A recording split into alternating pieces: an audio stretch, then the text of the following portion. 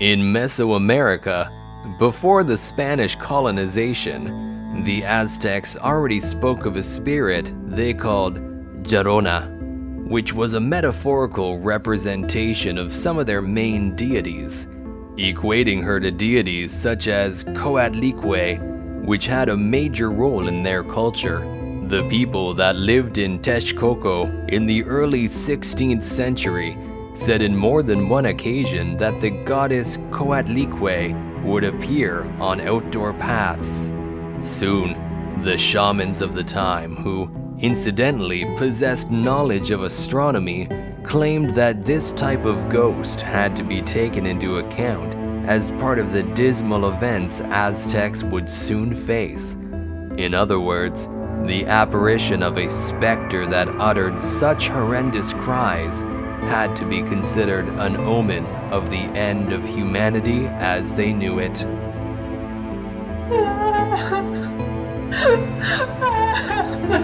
The legend of La Llorona is vastly famous around the world.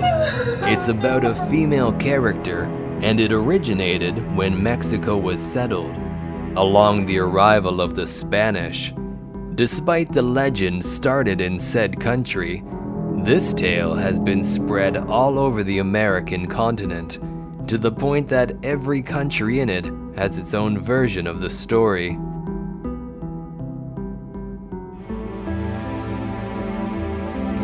It is said that this woman wanders at night in rural areas, prairies, and streets of the loneliest towns, searching for their children, who she killed in a fit of rage and madness. People say she appears in places where rivers flowed before, and that she's beautiful and dressed in white. Others claim that you can only see her floating silhouette. They all agree that, whenever she's seen, a long, terrifying cry of anguish can be heard.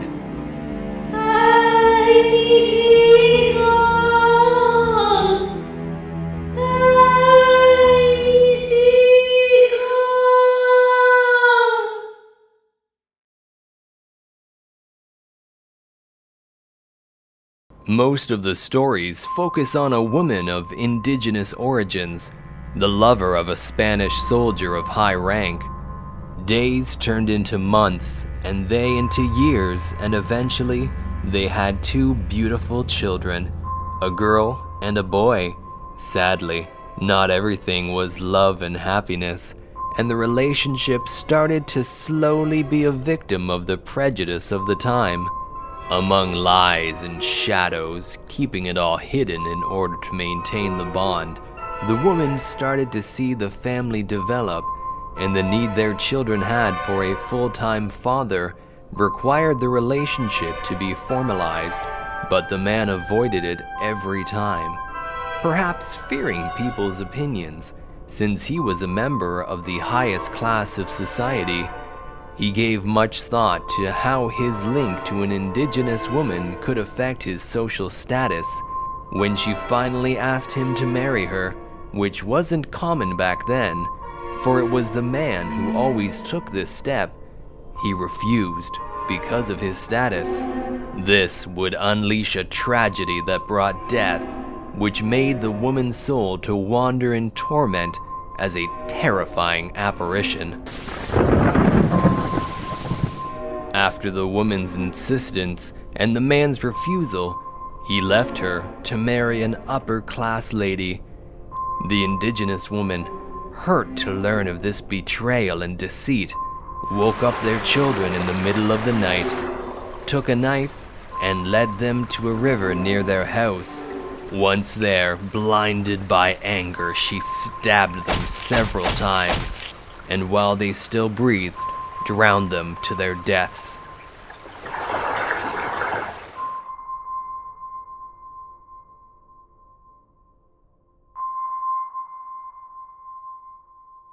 Then she held her children's lifeless bodies in her arms and hugged them with all the love she could profess, as a feeling of guilt and regret for what she had committed invaded her.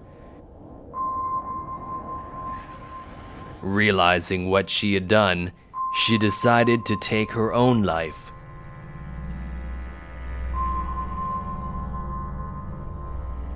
Since then, the sorrowful wail of the woman can be heard. Some claim this cry can make the bravest feel the deepest fear, forcing them to run from the scene. Others state that, from afar, she looks dressed in white, but not in a wedding dress, but a ghostly gown, wailing in despair, looking for her children.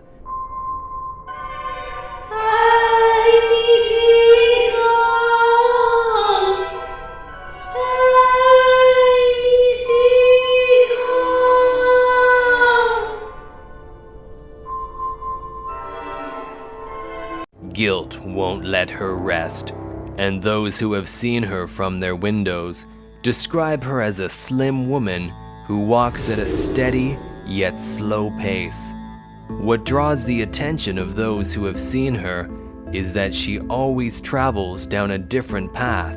Also, when seen from the back, she seems to be beautiful, with stunning black hair.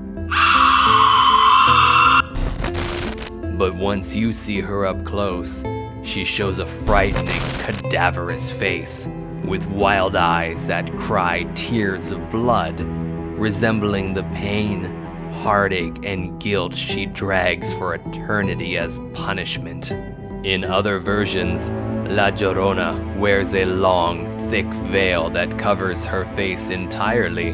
When an unfortunate person comes close to console her, the specter uncovers her demonic face and attacks the victim, whether to shock them for life or take them to their death.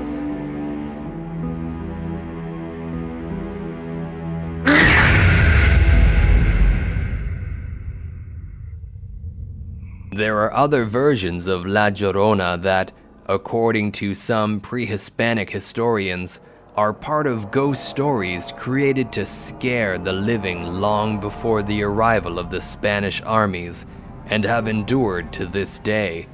The phantom still travels the streets until she arrives to a lake or a river. She then kneels in front of the body of water and desperately screams.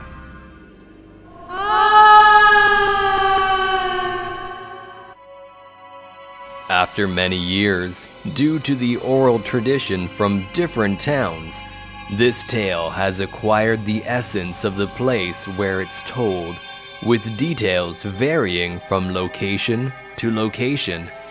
In some places, it's speculated that the spirit of this lady at some point belonged to the upper class who inadvertently drowned her kids while bathing them in a river. This is the heartbreaking legend of La Llorona, a tale allegedly based on a true story, which allows us to see the pain of a mother who lost her children, and who still, in the most remote corners of the American continent, in the darkest nights, can still be heard lamenting and waiting for the moment she will finally reunite with her children, when the Almighty forgives her for the terrible sin she committed.